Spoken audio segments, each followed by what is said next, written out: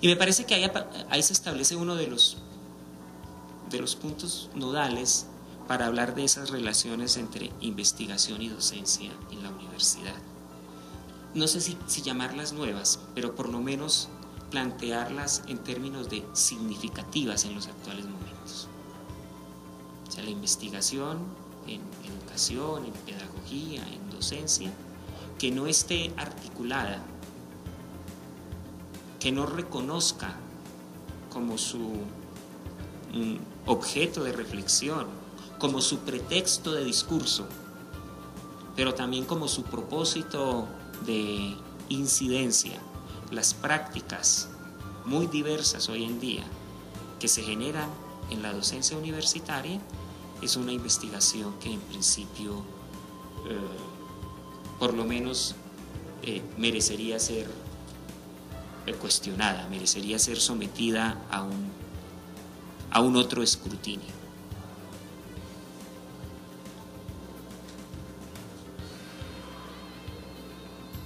La investigación en educación, en pedagogía, en didáctica, incluso cuando ya uno plantea esos tres calificativos, está poniendo de presente un elemento muy importante,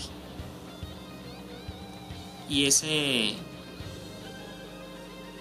las múltiples perspectivas de investigación que en el campo de la educación se nos ofrecen hoy en día. Múltiples perspectivas que a su vez participan de otra característica, y es el pluralismo metodológico.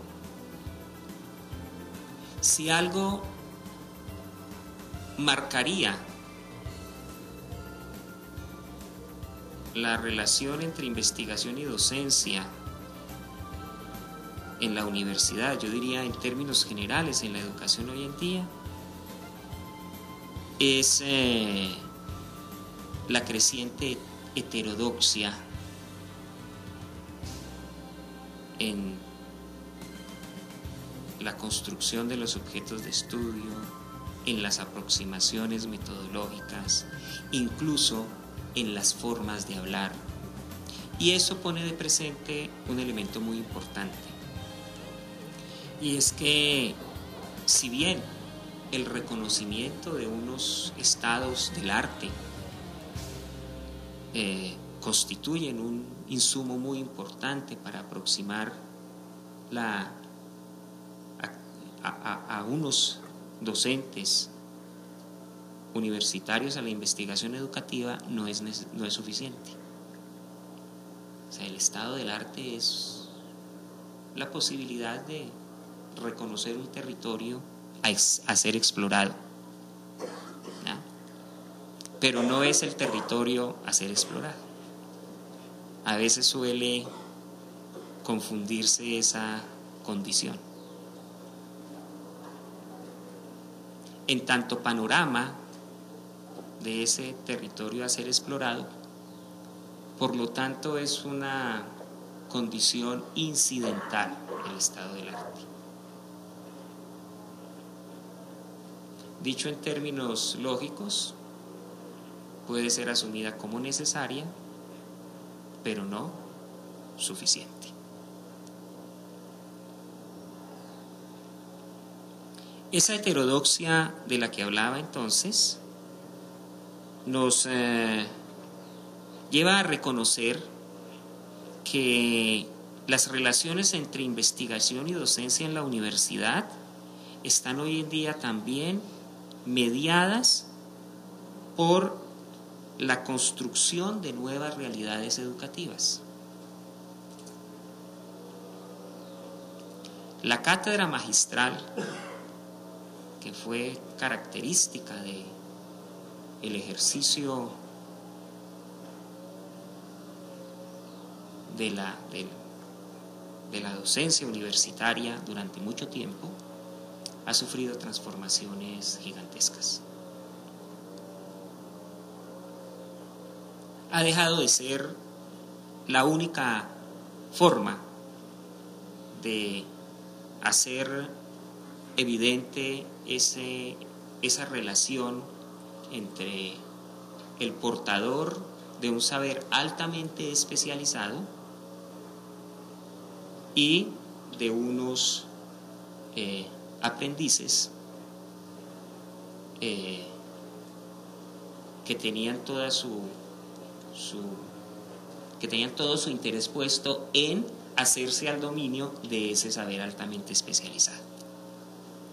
Eso fue característico de la universidad, por ejemplo, durante el siglo XIX. ¿Ya? Eso se ha transformado hoy sustancialmente, porque nadie es portador, o más bien, nadie tiene el dominio absoluto sobre el saber altamente especializado, solo sobre fragmentos de ese saber. La docencia ya no puede estar entonces soportada exclusivamente en esa condición, en la condición de dominio del saber. De otra parte, quien procure a través de la experiencia de la mediación pedagógica hacerse a un saber, ya está acusando un tipo particular de pecado, el de la pretensión de saber justamente. Eso se ha desdibujado hoy en día. La docencia se ha transformado entonces también de manera sustantiva, y la investigación sobre esas relaciones, ¿sí?, está demandada de otros ejercicios de comprensión. Por supuesto que, tan dados a acumular como somos los seres humanos, nosotros seguimos manteniendo, ¿sí?, una serie de prácticas de investigación operando todo el tiempo. Ahí están. O sea, la investigación experimental en educación, o sea, por más que a algunos nos da vergüenza a veces en público hablar de ellos, eso está en las prácticas y es legítimo que esté o sea, que eso siga siendo parte de las aproximaciones que se hacen. Las investigaciones cuantitativas siguen operando. En la esfera de la política educativa, las investigaciones cuantitativas llevan la parada, como dirían los muchachos. O sea, están en primera línea. Cuando se nos quiere convencer de la bondad de una cierta política, no son los argumentos de sentido los que imperan, no, son las cifras, son los indicadores. Las políticas de calidad se evalúan con criterios cuantitativos, lo que es un absurdo, pero nadie lo discute, ¿sí? O sea, los grandes argumentos giran siempre en torno a unos indicadores que se construyen con, además, protocolos altamente sofisticados, ¿sí?, en donde entran la econometría y otra serie de, ¿sí?, la estadística, una cantidad de conocimientos muy refinados, en donde modelajes cada vez más complejos, construidos desde las teorías matemáticas de los sistemas dinámicos, están cada vez más presentes, ¿sí? Y esos son los argumentos. Los de sentido, esos generalmente se dejan para después de que se han tomado las decisiones, ¿ya? Y eso plantea un problema en la relación entre investigación y docencia. ¿Por qué? Porque ahí hay unas contradicciones que no se hacen explícitas. Y el problema no es que las contradicciones existan. El problema es que si no las hacemos explícitas, las ocultamos. Y en los procesos de incorporación de los resultados de la investigación, se terminan a veces generando una serie de efectos indeseados o imprevistos. El efecto mariposa está cada vez más presente en la educación. Mucha de la política educativa que se ha implementado en los últimos años, que se ha construido de una manera muy rigurosa, muy juiciosa, alimentada desde las investigaciones, las reformas curriculares que han permeado prácticamente todo nuestro sistema de educación superior en la última década, se han construido con insumos muy importantes provenientes de la investigación, pero con un presupuesto que es el que no se ha discutido. Y el presupuesto es que si proviene de la investigación, es suficiente. Que si proviene de la investigación, nos asegura el efecto que deseamos. Que si tiene el sello de ICONTEC, para hacer uso de esa metáfora, sí, efectivamente es bueno, efectivamente funciona. La investigación hoy en día nos demanda otro tipo de comprensiones.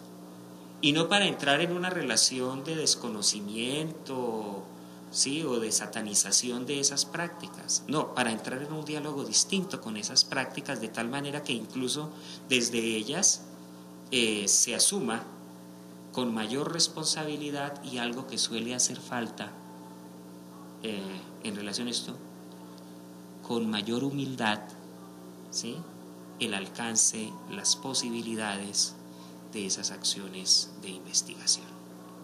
Es que se nos pone de presente lo que Irene Vasilachis ha llamado las otras epistemologías en relación con la investigación en educación. La investigación en educación es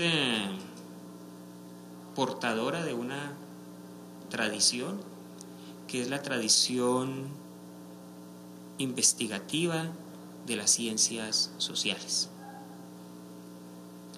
Las ciencias sociales, a su vez, se construyen en el siglo XX sobre la base de una tradición que se quiere negar pero se quiere imitar, que son las ciencias exactas y naturales. O sea, en las ciencias sociales hay una gran pretensión de cientificidad. Una pretensión de cientificidad que se agota, entre otras cosas, en virtud de que los modelos cuantitativos, de que la racionalidad calculante es insuficiente para comprender, para atrapar en sus múltiples matices las realidades sociales y las realidades de los seres humanos. Depositaria de esa tradición, la investigación en educación empieza a plantearle al terreno de las ciencias sociales también sus límites. Sobre eso todavía no hemos sido lo suficientemente, ahí sí diría yo, convencidos, o sea, tener suficientemente empoderados, dicen hoy los investigadores de ciencias sociales, para poner también eso de presente. Y es que a medida que avanza la investigación en educación, pone de presente los límites de las investigaciones sociales.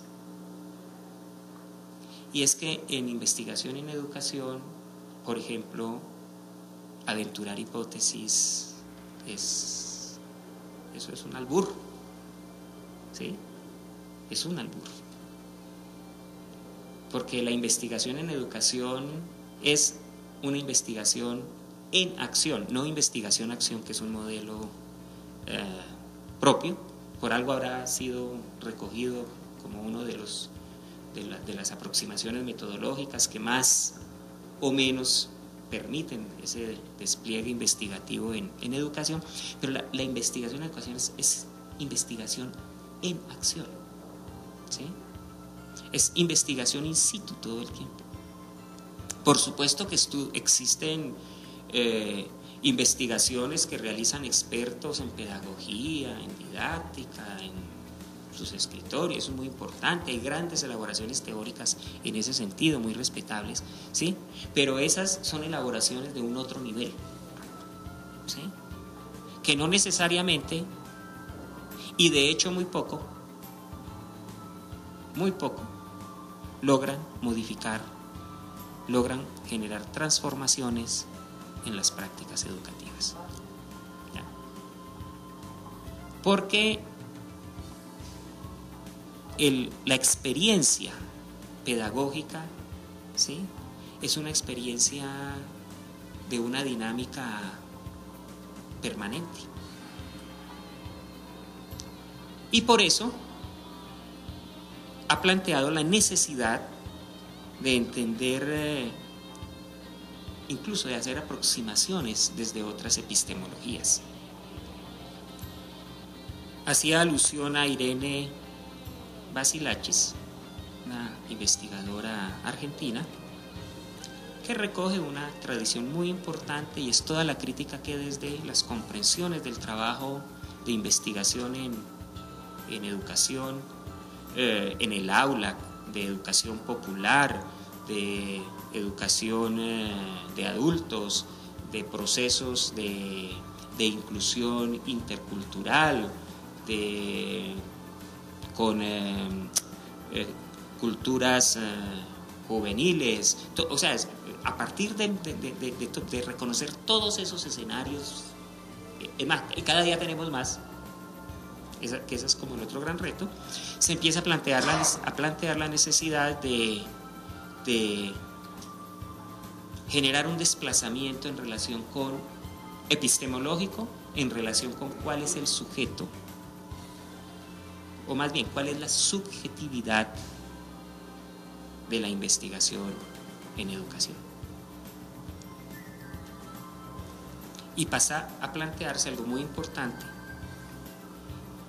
de donde derivarán seguramente muchas otras relaciones entre investigación y educación, y es reconocer que debemos superar esa tradición epistemológica del sujeto cognoscente